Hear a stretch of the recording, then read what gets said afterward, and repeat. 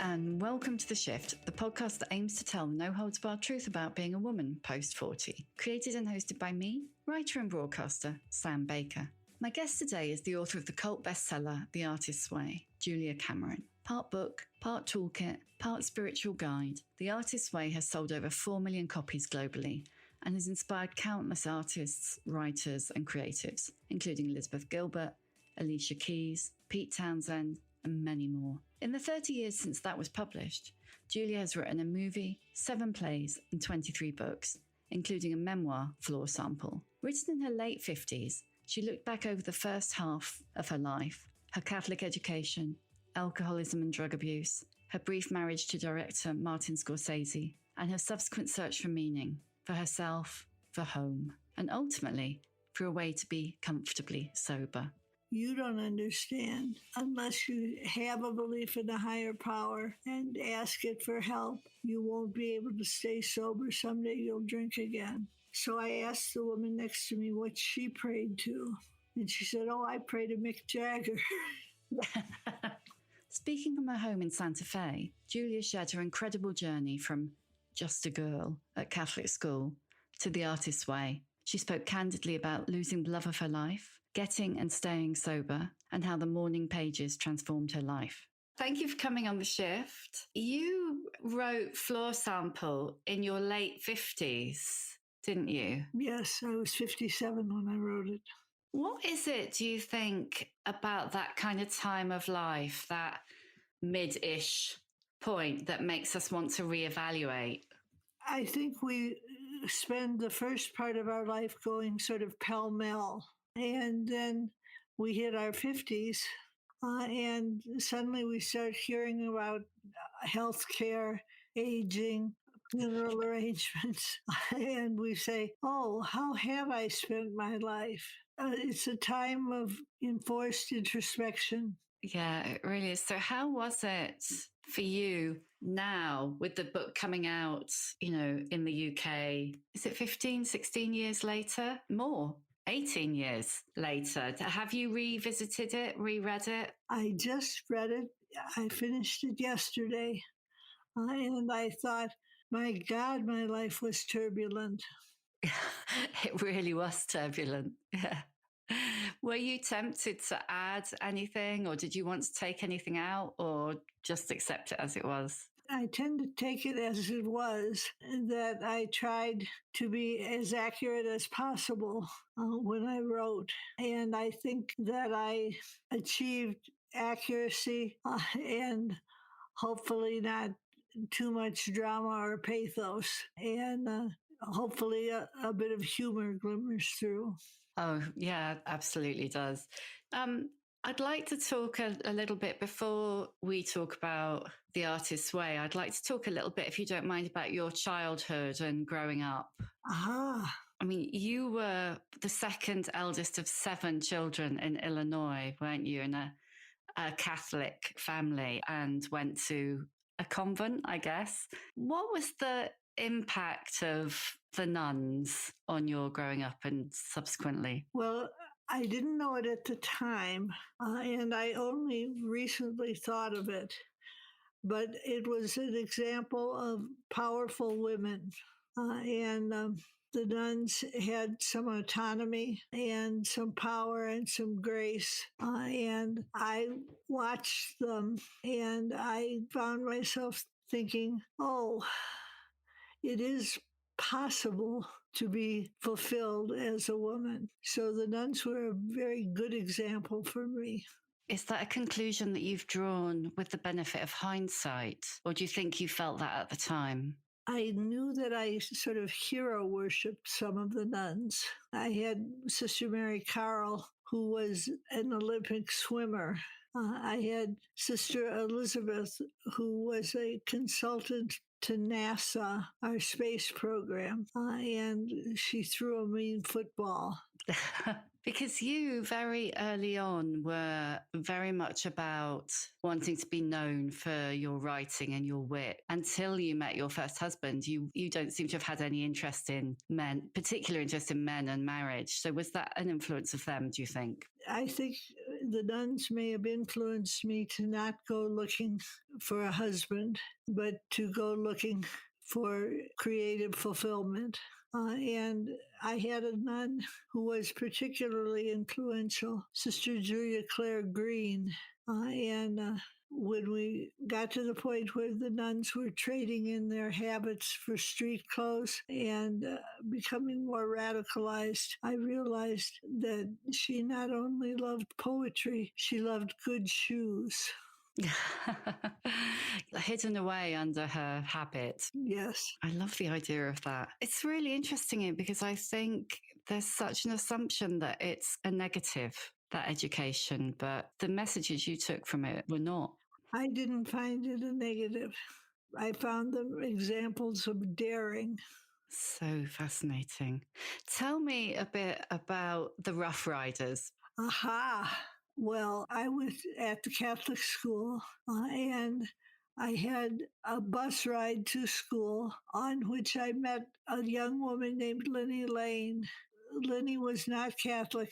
She was Christian Science. And my parents were horrified that I was hanging out with a Protestant, and her Protestant parents were horrified that she was becoming friends with a Catholic. And what we had in common were horses. She had a beautiful golden thoroughbred named Hot Note. And I had a small, classy Hackney pony named Chico. We lived on the edge of a great swamp, and I found that we could use the horses to swim across the river and the swamp. And people were envious of our daring, but they were afraid to follow. So the Rough Riders Club really only had 2 members, Lenny and myself. Did you want anyone else to join or not really? I liked the idea of being more brave than the others. So I wasn't ready to accept just anyone. And we had a friend named Chrissy Korhummel. And Chrissy wanted to join the Rough Riders, but when she found out what it entailed, swimming across the swamp, she backed out. So that left us with ourselves. So you made the initiation really hard so that nobody else would get in. Yes, that was the idea. I was really struck when I was reading Floor Sample at the amount of times that you were, I mean, not surprised, I suppose, but the amount of times that you were told you couldn't because you were a girl, you know, the Jesuit priest at your university telling you that you'd make a first-rate theologian, except that you're a girl, you know, the therapist who said, you know, you want to be a writer, but it might be more sensible to be a secretary. Did any of that ever cut any ice? Did it ever instill any doubt? It instilled anger. Excellent. And that anger became fuel for more writing. So I think that the negative messages that I received made me radical. How did your radicalization first start to manifest? You started a feminist society, didn't you, at university? Yes, I did. Georgetown was a boys' school with just a sprinkling of women, and there were rules that were very anti-woman. We weren't allowed to sit on the lawn. We weren't allowed to wear slacks. We had to wear skirts. And we weren't allowed to work on the newspaper. And I found myself writing manifestos, and I had 2 sympathetic teachers, one who ran the English department, Roger Slakey, and one who worked for him, Roland Flint. They both encouraged me the same way they encouraged the men, and I flourished under their attention. Yeah, because there's a real sense, wasn't there, that men get to be writers and women get to be wives? Well, I found that my aspirations were not, quote, normal. I thought, I'm going to be a writer. Did you head straight to New York to do that? You did, didn't you? I stayed in Washington, D.C. for several years after graduation, working for the Washington Post and for Washingtonian magazine. It was there that I got the phone call from Rolling Stone magazine, and I went to work for them. That brought me notoriety. Your university was very conservative, wasn't it? I mean, very much still in the 1950s when the 1960s was going on elsewhere. Yeah. 60s New York must have been quite a leap. I have always been very lucky. So what happened to me was that when I got asked to write for Rolling Stone, they gave me an assignment which was a Watergate assignment, Watergate being a political scandal. So I wrote about the refugees of the Watergate scandal, and that piece of writing brought me to the attention of Time magazine. And so suddenly I had a hot career as a writer, but I had previously sort of turned my nose up at journalism and said, thank you, but I'm writing fiction. Yeah. And suddenly I was in a position of becoming well known for work that didn't seem to me to be that important. I wasn't convinced journalism was the right thing for a serious writer to be doing. And I took myself to be a serious writer. When in fact, that Watergate piece was a very serious piece. Yes. It must have really pissed off your previous bosses that you left and immediately did something like that. Well, the Washington Post was like my university. It didn't believe in promoting women. So when I left and got the Rolling Stone assignment and scooped the Post on Watergate, nobody had gotten behind the scenes before. When I scooped the Post, there were feelings of betrayal with my former editors. I just felt like they had to understand, and if they couldn't understand, they had to let me be. Yeah, well, they wouldn't have given you that opportunity anyway, would they? No. One of the things that really struck me, a lot through the early part of the book, the same thing again is that after you met Martin Scorsese and were in a relationship with him, you'd met him when you were interviewing him. And then a colleague, was it a Playboy magazine, basically stole your work and said that because you were in a relationship with him, you were basically fair game now. Yes. Were you shocked? I was shocked. But I was shocked. I basically was plagiarized. And I have to say, over the years, I have felt I had the last laugh. Just a bit, yeah. That my work had turned out well. I learned a great deal from Martin about how to treat an artist. And I feel in retrospect, it was like the higher power sent me to a one-man film school. Yeah, that's true. That's a very productive way of thinking about it. I mean, I was struck by that over again when, your work was plagiarized and then your editor said, if you want to write for us again, get divorced. And that's a real, you're a woman, you can't have it all. And none of that would have happened to a man. This is true. And it's still, here we are. It's 45 years later. And often when I do an interview like this one, the interviewer will really want to focus on the period of time when I was with Martin, which was actually a brief period of time. And I have had a whole career and a whole life separate from him and later than him. I don't believe that Martin probably gets asked about me all the time. No, he gets to talk about his, what's the word, oeuvre. Right. And you have an enormous oeuvre of your own, because Martin's been and gone in the book. It's very near the beginning. I mean, he pops up, but his, I guess maybe, as you say, his influence and your interest in film. But Can we just briefly talk about your alcoholism, in as much as it leads really importantly through to the higher power you just mentioned, and consequently the artist's way? Well, I laughed. I kind of snorted my coffee when I read, because your paternal grandfather had been an alcoholic, your parents offered your brothers £1,000 each not to drink, but it never occurred to them to offer the girls the same. Yes, that's true. I think I would have ignored it. Yeah, that's what I was going to ask.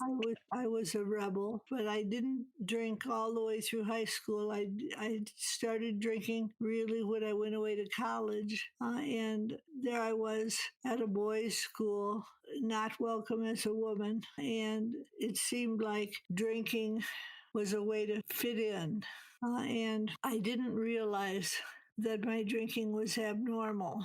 Although it was clearly abnormal from the beginning. I had what we call blackouts, which is a period where you may look and talk the same, but you don't remember a thing. Your recorder is broken.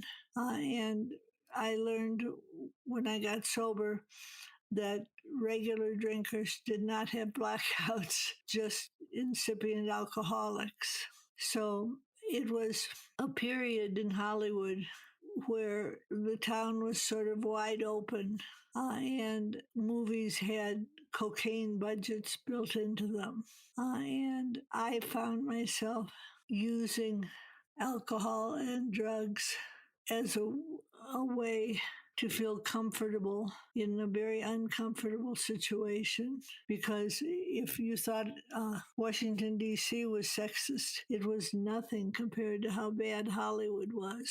Well, I suppose you were just seen as his wife once you were over there, were you? When Variety, which is the big entertainment magazine, published an account of our marriage, they referred to me as a former writer.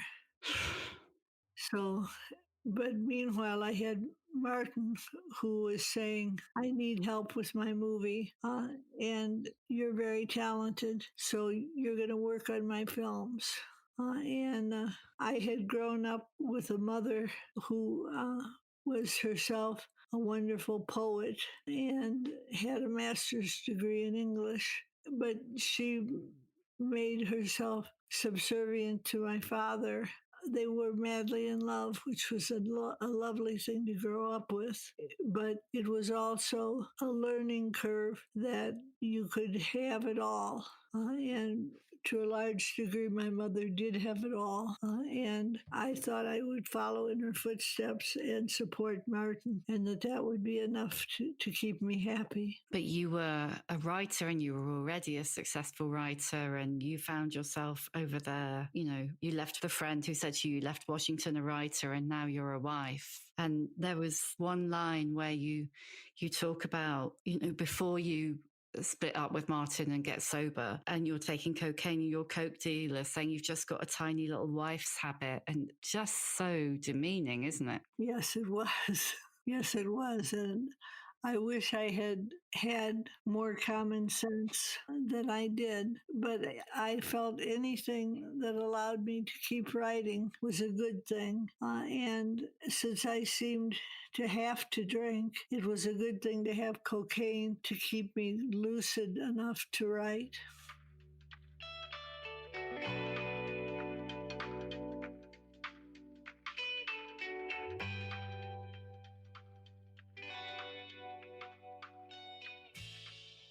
So how did you get to the point where you must have been were you about 28?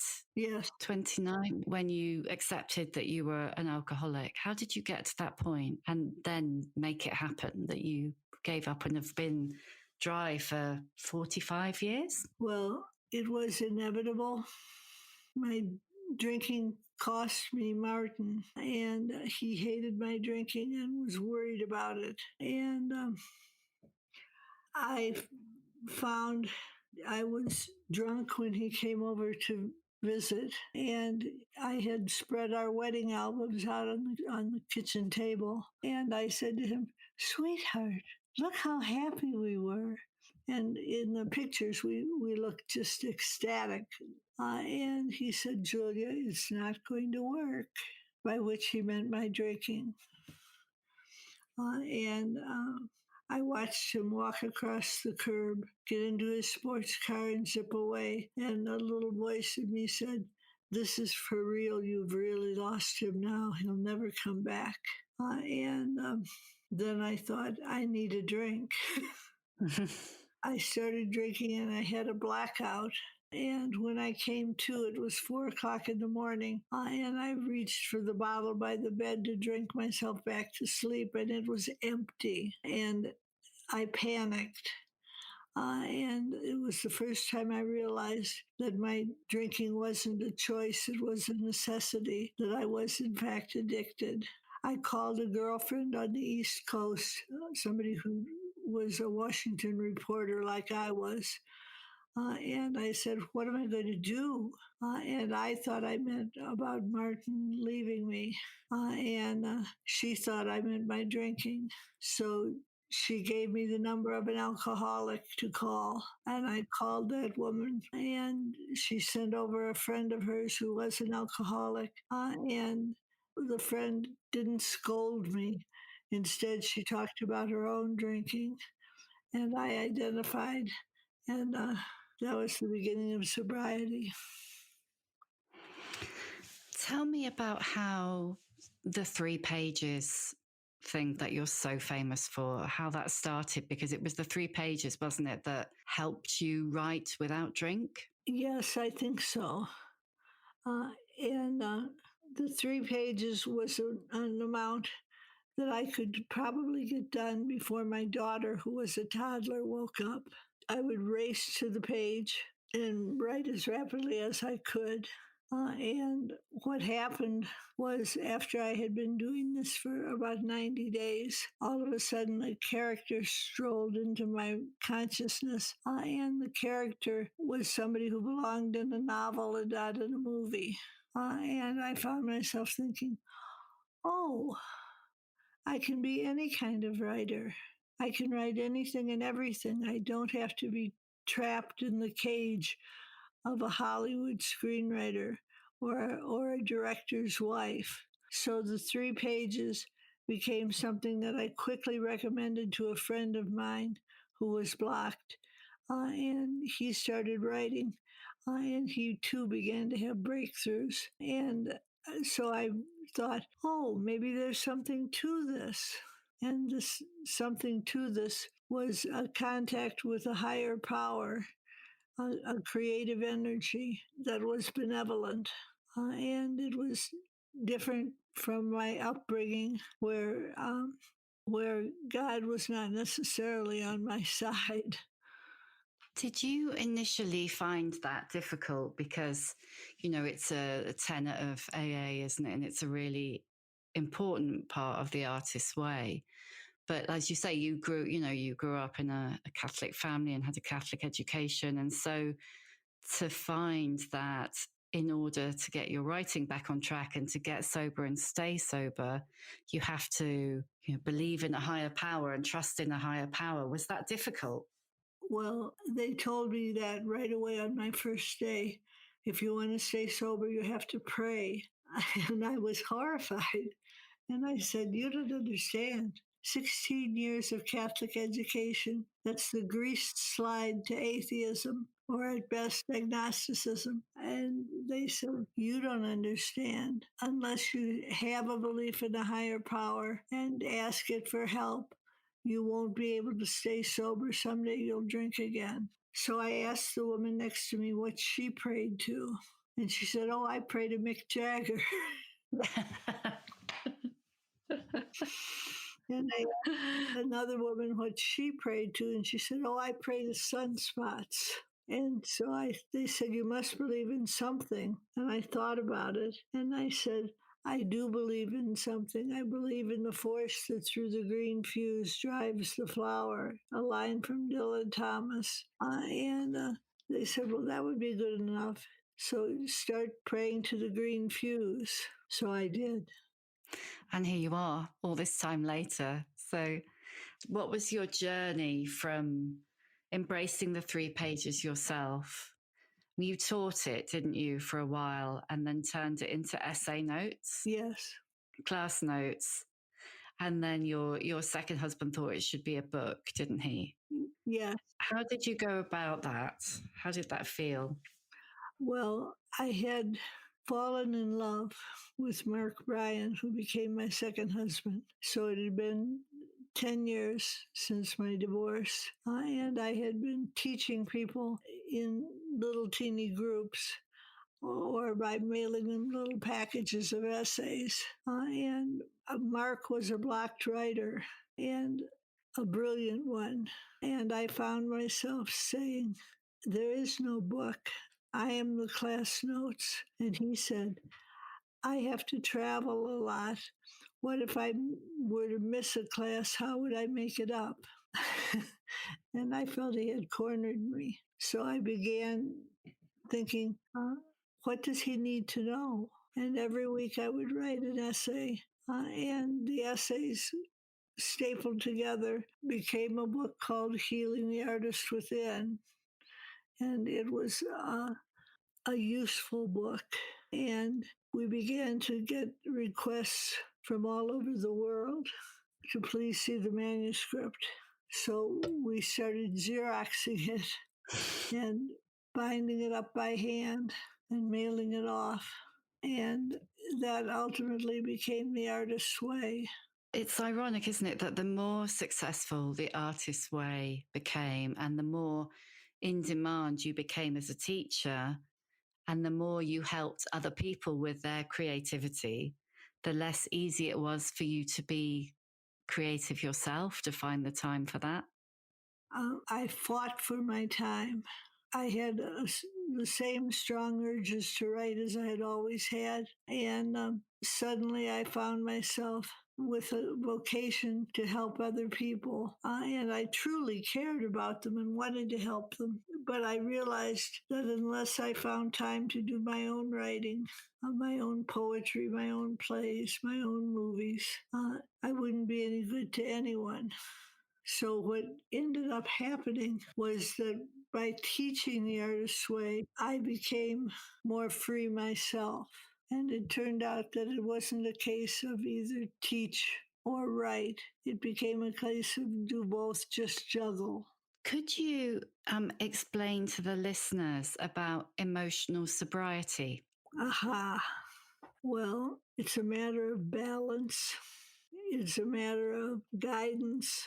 I had been told to pray, and sort of over my dead body, I started praying, and I would get an inkling or a hunch of something to do next. And if I didn't resist it, I would find myself on sort of a smooth road. And if I resisted the guidance, it would be bumpy. I found myself saying, I need emotional sobriety, by which I meant it's not enough to just not drink. I need something that gives me courage and moves me forward. And that became a working definition of emotional sobriety for me.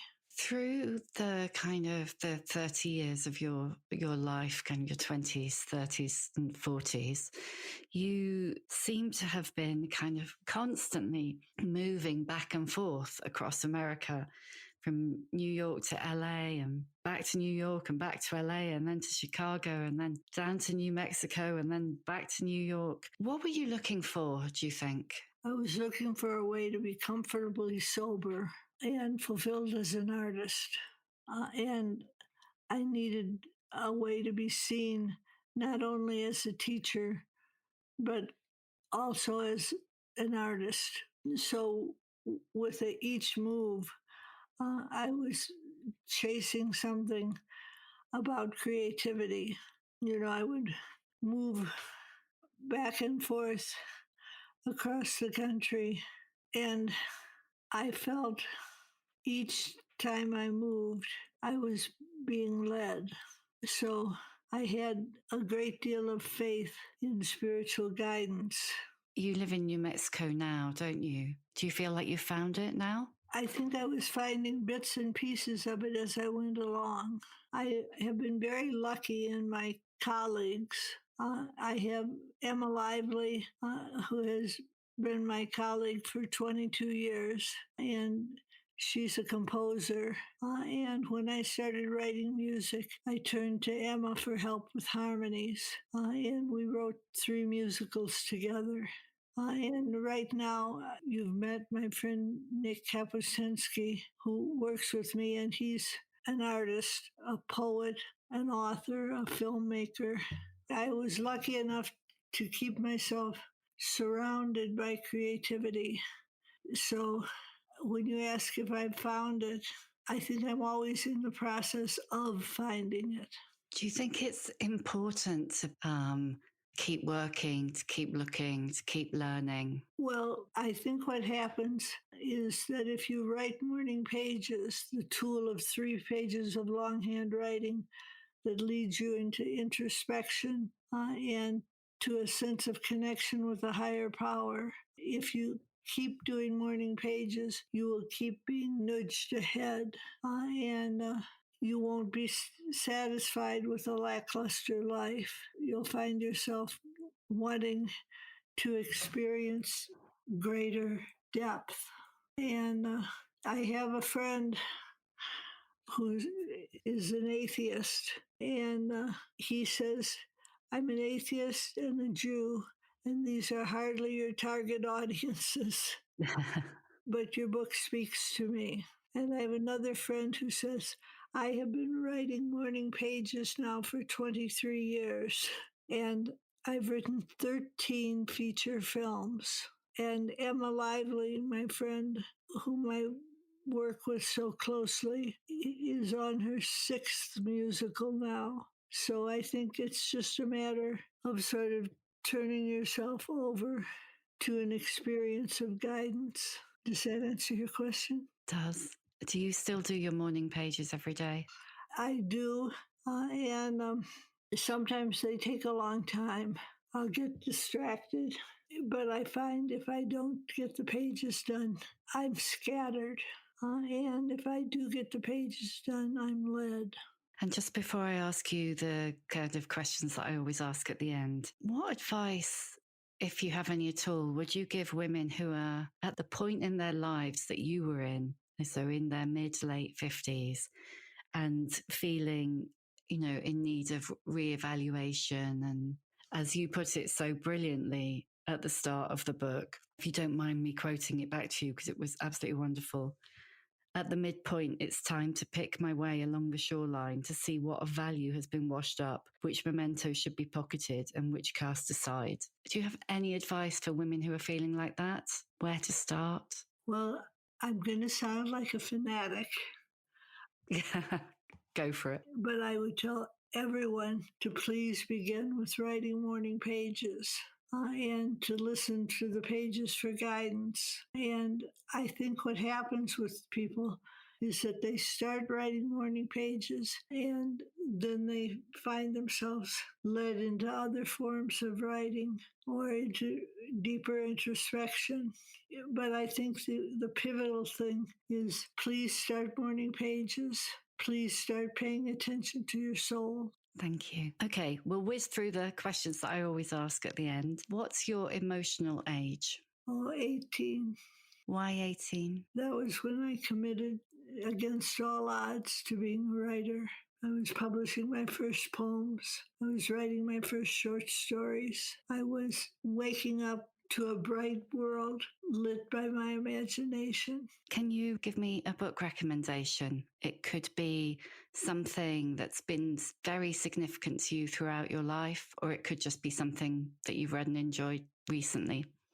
Well, there was something which was significant, which is a little teeny book by a man named Ernest Holmes, and it's called Creative Ideas. And it was published in 1934 and then republished about 10 years ago, and I was asked to write the foreword to it. And it was about a form of positive prayer, and it became an underpinning for the artist's way.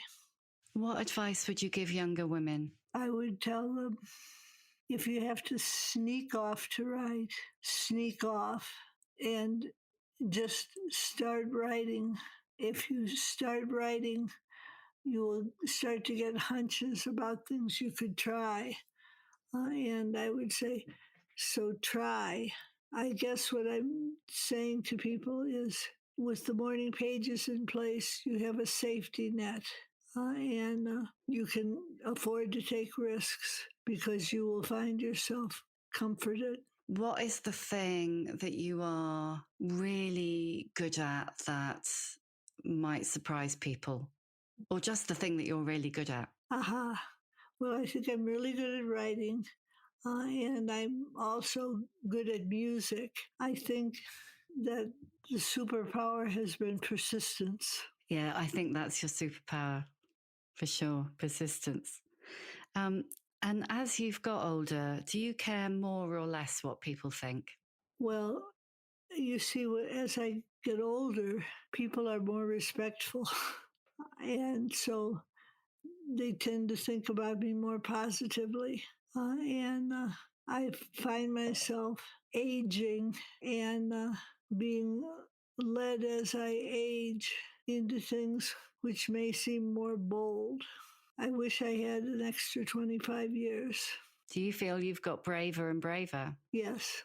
That's really something to look forward to, I think. Yes. Thank you, Julia. I really appreciate you making time to talk to me. You're very welcome. You can get back to your pages now. Bravo. Lots of love. Thank you for listening. You can hear a new episode of The Shift each Tuesday, wherever you get your podcasts. If you like what you hear, please do rate, review, and follow, because it really does help other people find us. And if you'd like to support The Shift further, please consider becoming a member of our community. Find out more at steady.media/The Shift.